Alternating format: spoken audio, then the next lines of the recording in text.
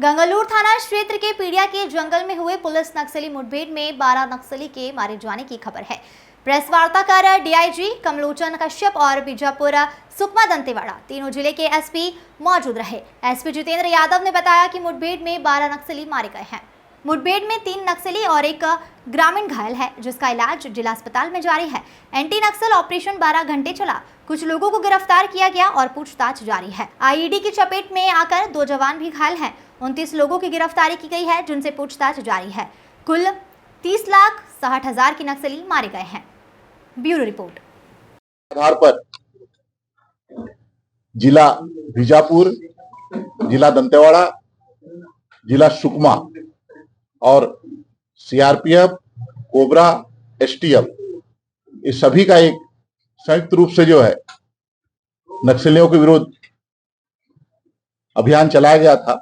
गंगालूर थाना क्षेत्र के अंतर्गत पीड़िया के जंगलों में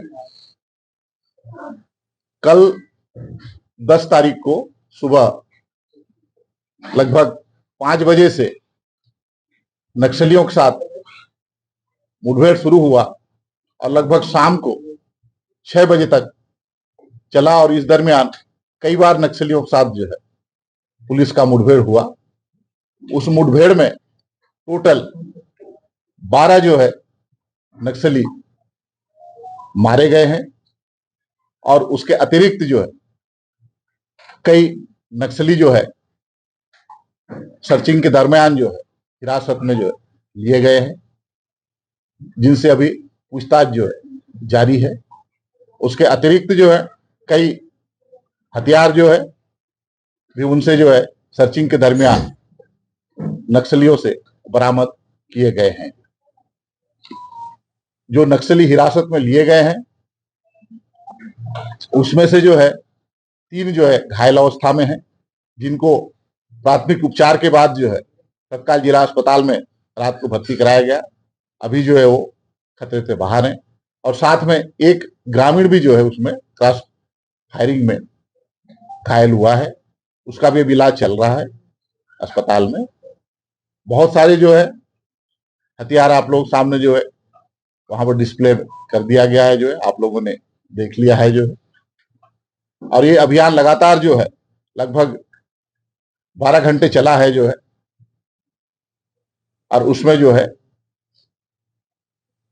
ज्वाइंट रूप से जो है सभी पार्टियों ने अपना जो है योगदान दिया है।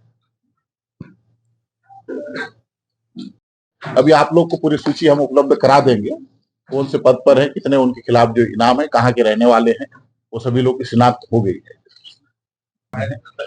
अभी एक उसमें साथ ही बता दो कि जो हमारा 2 जवान घायल है, एक जवान को फिर रात को ही जो है हेलीकॉप्टर से जो है रायपुर रिफर कर दिया गया है।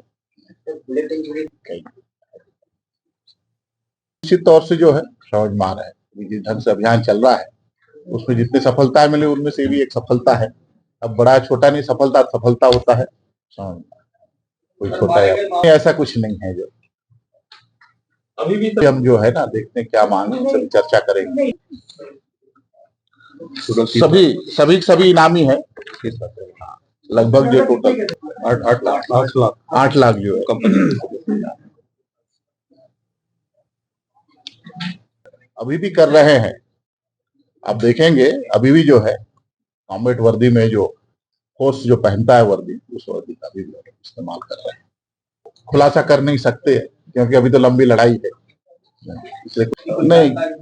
हाँ बिल्कुल है, जानकारी आया है हमारे पास भी जो है गंगालूर थाना अंतर्गत ही जो है समझ में आ रहा है, वहां से लगभग 20 किलोमीटर दूर में है, जहां पर इनकाउंटर लगभग 20 किलोमीटर दूर में है।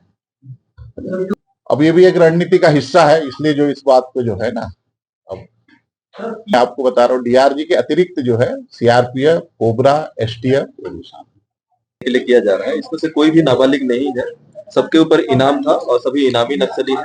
और जो एनकाउंटर में जितने लोग भी हुए हैं उसके अलावा जो गिरफ्तार हुए उसमें भी काफी इनामी नक्सली हैं।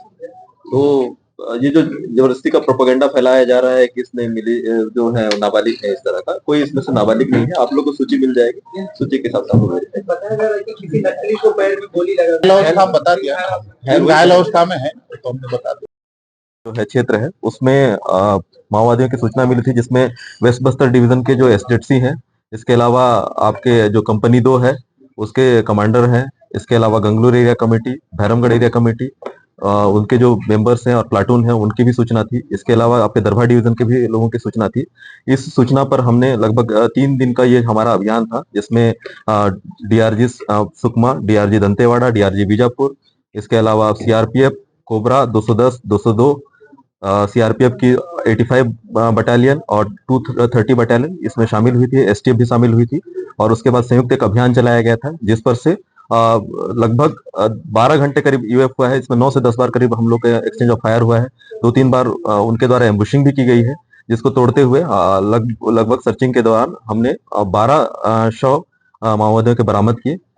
इसके अलावा काफी मात्रा में हथियार और गोला बारूद भी बरामद किए गए हैं। इसमें एक पेक्युलर चीज जो हम लोग को देखने को मिला है इस अभियान में कि सुबह की जैसे ही पहला जो एनकाउंटर हुआ उसके पश्चात तत्काल माओवादियों ने अपने ड्रेस चेंज कर दिए और उसके बाद ग्रामीणों के साथ शामिल हो गए थे। इसीलिए फिर गिरफ्तारियां काफी हुई हैं इस दौरान, जिसका हम लोग अभी शिनाख्त और पूछताछ कर रहे हैं और उसका भी फिगर बाद में दिया जाएगा। और इस पूरे घटनाक्रम में लगभग हम लोग को हथियार और गोला बारूद काफी मात्रा में मिले हैं और एक सफलता है, जिसमें पीड़िया क्षेत्र जो कि पहले वेस्ट बस्तर डिवीजन का गढ़ माना जाता था, उस क्षेत्र में हमने ये अभियान चलाया था, एक संयुक्त रूप से अभियान चलाया था और ये वेल कोऑर्डिनेटेड था, क्योंकि इसमें कई सारी टीम हमारी जो इन्वॉल्व थी उनके बीच में कोऑर्डिनेट करते हुए ये अभियान चलाना थोड़ा सा मुश्किल था, but it was great success for coordination. Sir, घायलों के बारे में इसमें हमारे 2 जवान घायल हुए हैं। एक आईडी की चपेट में हमारे एक जवान घायल हुए थे, जिसको तत्काल रायपुर रेफर किया गया है। इसके अलावा 3 नक्सली जो है वो घायल हुए हैं और एक ग्रामीण जो है वो घायल हुआ है। आईडी ब्लास्ट में कोई युवती घायल हुई? अभी हमें प्राइमा फेसी एक सूचना मिली है, जिसमें मल्लूर क्षेत्र में एक युवती के आईडी ब्लास्ट में मृत्यु होने की सूचना है, जिस पर तस्दीक किया जा रहा है और संपर्क किया जा रहा है कि वो तत्काल इसको रिपोर्ट करें ताकि आगे की वैधानिक कार्रवाई की जा सके।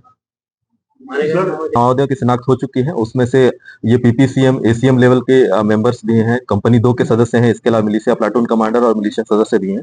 टोटल लगभग 30 लाख के इनामी इसमें ढेर हुए हैं।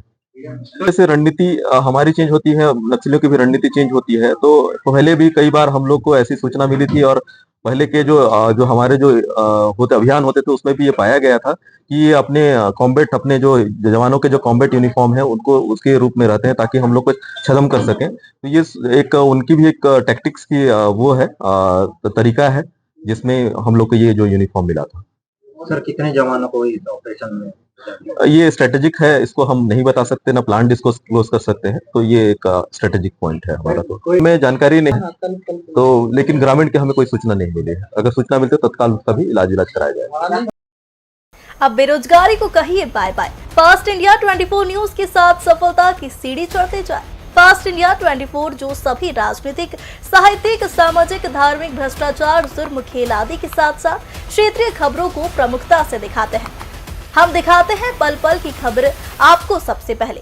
फास्ट इंडिया 24 के लिए छत्तीसगढ़ की सभी विधानसभा एवं जिलों में अनुभवी रिपोर्टरों की आवश्यकता है। इच्छुक व्यक्ति हमसे संपर्क करें 7879809004 88951150।